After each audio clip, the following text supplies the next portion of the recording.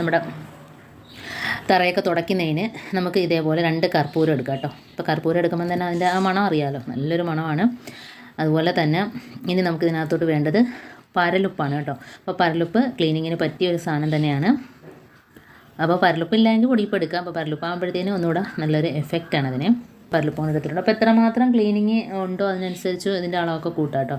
അപ്പോൾ ഞാൻ പരലുപ്പും അതേപോലെ 2 കർപ്പൂരം കൂടെ പൊടിച്ച് ചേർത്തിട്ടുണ്ട്. ഇനി നമുക്ക് കുറച്ച് വെള്ളം ഒഴിച്ചു കൊടുക്കാം. ഇപ്പം ഏകദേശം 1 കപ്പ് വെള്ളം ഞാൻ ഒഴിച്ചു കൊടുത്തിട്ടുണ്ട്. ഇനി നമുക്ക് ഇതിനകത്തോട്ട് ഇട്ട് കൊടുക്കേണ്ടത് പൗഡറാണ്. അപ്പോൾ നമ്മുടെ കയ്യിൽ ചെറിയ ഏത് എക്സ്പയറായ കുറച്ച് പൗഡറൊക്കെ ഉണ്ടെങ്കിൽ ഇതേപോലെ ഇട്ട് കൊടുക്കുക. നല്ലൊരു മണമാണ്. കർപ്പൂരവും പൗഡറും ഒക്കെ ചേരുമ്പോഴത്തേനും നമ്മുടെ ക്ലീനിങ്ങിന് നല്ലൊരു ക്ലീനിങ് ചെയ്യുന്ന സ്ഥലത്തൊക്കെ നല്ലൊരു മണമാണ് കേട്ടോ.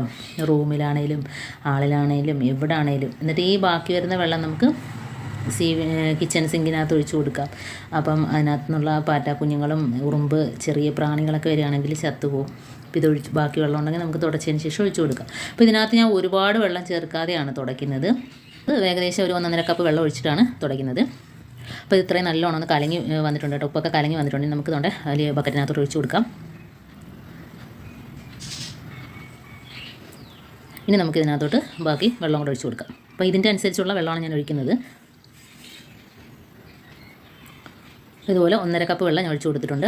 ഇനി നമുക്ക് തുടച്ചെടുക്കാം. അപ്പോൾ പെട്ടെന്ന് ക്ലീനാകും, നല്ലൊരു മണമായിരിക്കും. തറയൊക്കെ നല്ല രീതിയിൽ തുടച്ചെടുത്താൽ പിന്നെ നമുക്ക് 2 ദിവസം തുടച്ചില്ലെങ്കിലും നല്ല രീതിയിൽ ക്ലീനായിട്ട് കിടക്കും കേട്ടോ. അപ്പോൾ ഞാൻ കാണിച്ചു തരാം. നമ്മൾ തറ തുടയ്ക്കുമ്പം തന്നെ അതിനകത്തുള്ള പൊടിയും എല്ലാം പെട്ടെന്ന് തന്നെ പോയി നല്ലൊരു മണവും കൂടെ കിട്ടും. പ്രത്യേകിച്ച് പരലുപ്പ് ചേർത്തിരിക്കുന്നതുകൊണ്ട് അണുക്കളെല്ലാം നശിച്ചു പോകും കേട്ടോ. തുടച്ച് 2 വട്ടം ഇതേപോലെ തുടയ്ക്കുമ്പം തന്നെ നല്ല വെട്ടിത്തിളങ്ങും ഗ്ലാസ് പോലെ കേട്ടോ. നമ്മൾ 2 ദിവസം തുടച്ചില്ലെങ്കിലും നല്ല ക്ലീനായിട്ട് തന്നെ കിടക്കും. നല്ലൊരു മണവുമാണിത്. കർപ്പൂരത്തിൻ്റെയും പൗഡറിൻ്റെയും നല്ലൊരു മണവും കൂടെ നിൽക്കും കേട്ടോ. ഞാൻ തുടച്ചെടുത്തിട്ടുണ്ട്. ഇനി നമുക്ക് ഒന്നുകൂടെ മുക്കി ഇതേപോലെ തുടയ്ക്കാം. അപ്പോൾ ഞാൻ കുറച്ച് കാണിക്കുന്നുള്ളൂ. അപ്പോൾ തോനെ ഉണ്ടെങ്കിൽ അതനുസരിച്ചിൻ്റെ അളവൊക്കെ കൂട്ടണം കേട്ടോ. നല്ല രീതിയിൽ ക്ലീനായിട്ട് കിട്ടിയിട്ടുണ്ട്.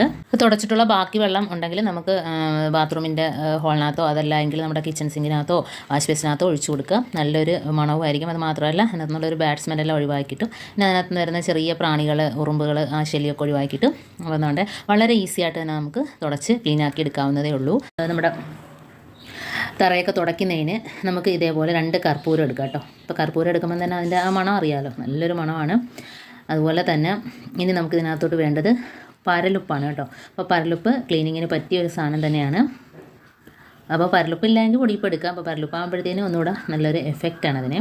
പരലുപ്പാണ് എടുത്തിട്ടുണ്ട്. അപ്പോൾ എത്രമാത്രം ക്ലീനിങ് ഉണ്ടോ അതിനനുസരിച്ച് ഇതിൻ്റെ അളവൊക്കെ കൂട്ടാം കേട്ടോ.